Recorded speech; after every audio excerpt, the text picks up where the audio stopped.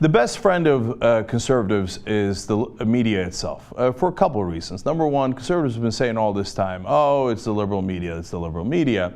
And the idiots in the media have been going, oh yeah, we're so liberal, right? The second reason is because in reality, they're massively pro-establishment and pro-government. That's why you see us doing stories every day about how CNN and Fox News all agree that the NSA is right and what they should do spying on Americans, even though it's been declared unconstitutional by a federal judge. But the government is always right. Oh, WikiLeaks is bad. Julian Assange is someone who should be hunted down in an international manhunt. So should Edward Snowden. All the press agree and say it over and over and over again, especially on television. So they love the establishment, and the establishment is conservative and wants to protect its power. But they sent out the reporters to say, oh yeah, well, Rush got us, oh yeah, we're definitely liberal. And you couldn't find a better example of that than a Politico Breakfast, which is perfect because Politico doesn't get any more establishment than that. And they bring in four mainstream journalists: CNN anchor Jake Tapper, New York Times Magazine writer Mark Leibovich, New York Times reporter Peter Baker, and NBC political reporter Kelly O'Donnell.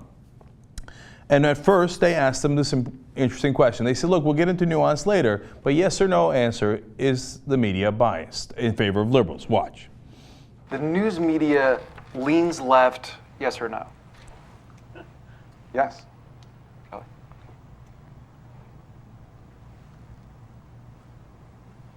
I think,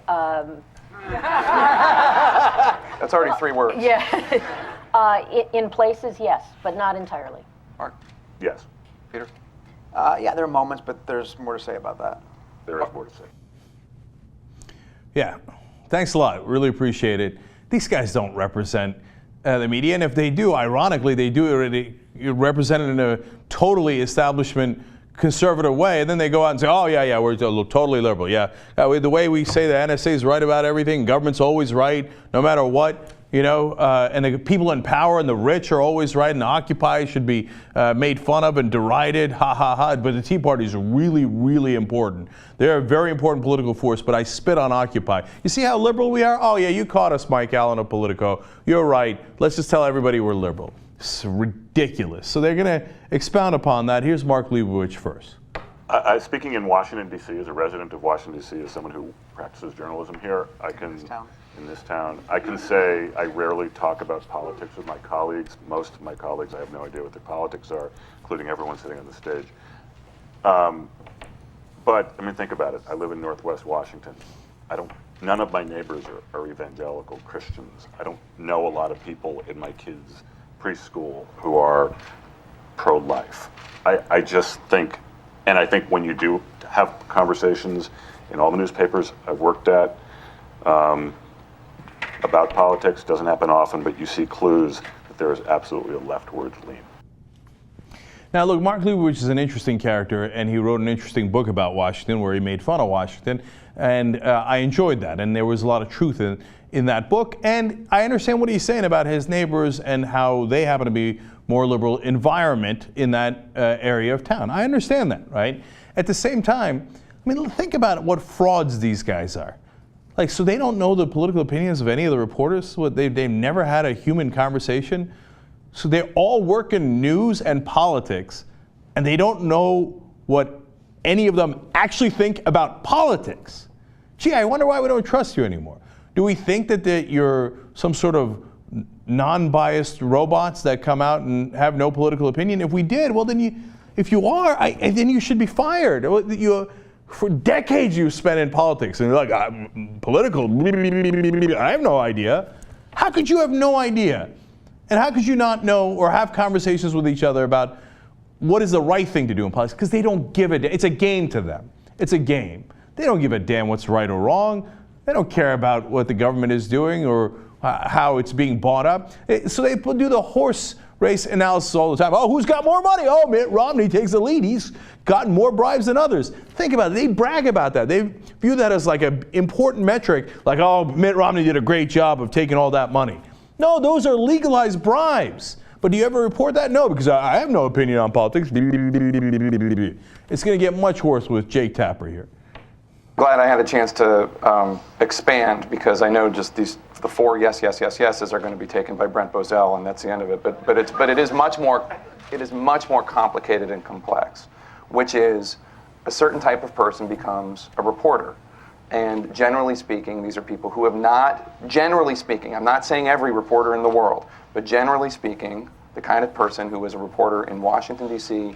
or New York City has never worked a minimum wage job outside of high school, when they work at Baskin-Robbins or whatever, has never experienced poverty, is not an evangelical Christian, like much of the country is. There are a lot of experiences that the kinds of people who are reporters, editors, producers, et cetera, in Washington, D.C. and New York City have not had. Now, that said, I think there is an awareness of that, and when there is an awareness of it is when the best journalism can happen, because then people are aware of the country that they're writing for, the country that they're on TV for, and the desire to get out of Washington, get out of D.C. and talk about experiences. But it's not just that the media leans a little bit left.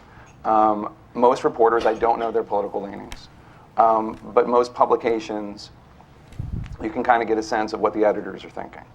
I would put a lot more on the editors and the senior producers than I would put on the day-to-day reporters. But you don't see a lot of coverage of poverty. You don't see a lot of coverage of troops. You don't see a lot of coverage of faith. Yeah, it's hard for a human being to be more wrong than Jake Tapper was there on so many counts. Let me quickly go through them. First of all, reporters, we don't know what minimum wage is. I do declare. I know you work at ABC News, or I'm sorry, he used to work at ABC News, now works at CNN. And I know you've been highfalutin for a long time. But if you work in local news, you're lucky to make $24,000 a year, okay? You're not living the high life. And that's most of the reporters in the country. And that's television. Work in print. See how much money you make. You don't struggle with poverty? That's because you haven't been in that circle, Jake. You're in a different circle where the establishment and the government is always right. And well, look at that. You got all those promotions, Jake. When all you would do on TV is go on and say, government's right, government is right, government is right, and it's a Republican president is wonderful and should be praised, and the Democratic president is wonderful and Occupy sucks, and the liberals are not the real country. That's the second point that drives me crazy. Well, we have to have an awareness of the country we actually report for. Much of the country is evangelical. Well, about 25% of the country is evangelical. 75% is not. When you want to talk about the politics of the actual country, well, look at the polls. Over 80% want to protect Social Security under every condition. They will not cut the budget if it means cutting Social Security under any circumstance. Go look at the polls. Same for Medicare. Over 70% approval of Medicaid. That nobody wants to go to a war in Syria. You name an issue. Raising the minimum wage, 60, 70%. You name an issue. And the country that you're reporting on is actually liberal. But you don't know that because you internalize what the conservatives said. And, I guess you're an elitist. I guess you think you're a liberal, which is a joke, which is hilarious, right? And you sit up there and you go, well, I do declare, aren't we all fabulously rich in the media here? Now, you and your friends are, but not everybody else. And you think, oh my God, we must be the minority. Russia's right. Fox News is right. The whole country is conservative. That's because you didn't do your job. You never looked at the polls. You don't care about the news. You don't actually care about any of the issues. So you don't know because you didn't bother to check. If you did, you would know that the country is actually totally liberal on those issues. And part of the reason that they don't vote liberal all the time, and even though the Democrats, of course, control the Senate and have had more votes in the House or in macro and have the presidency. But put that aside, they don't vote as liberal as they indicate their positions are in the polls because of money in politics, which, Jake, you never report on. Because you love the money in politics. Well, it's a horse race. It's fantastic. Oh, yeah, the country's conservative. No, it's not. Do your job. And then finally, the editors. Are you kidding me? You mean the editors at the New York Times who had stories about how Iraq did not have weapons of mass destruction and put it on page A17 and A27 and took Judy Miller's nonsense propaganda crap about how Iraq was so dangerous and put it on page 1? Those editors? No. The editors are the worst of the worst. They're the most conservative, most pro-establishment people there are. If there's any good writers, and there are plenty of good writers in the media, especially in newspapers, their stories get buried. The editors always go with the pro-government position. And that is not a liberal position. That is an establishment, pro-conservative, never change who's in power position. Now, why do you think the people in the media don't want to change who's in power? Because they're in power. Because Jake Tapper has a very fancy job in a very fancy suit with a handkerchief in his pocket. He doesn't want any change. Change is liberal. Change is progressive. He doesn't want any of it. So he uses the Rush Limbaughs of the world as an excuse to say, well, you know, they're right. The country must be right wing, and we're also liberals, and we're so sorry. We'll try to go even further right in our nonsense reporting. When's the last time you actually delved into an issue and gave a damn about it and actually knew where the American people stood? Never. Yes, the media sucks at their job. The mainstream media is an absolute embarrassment. But liberal? What a joke.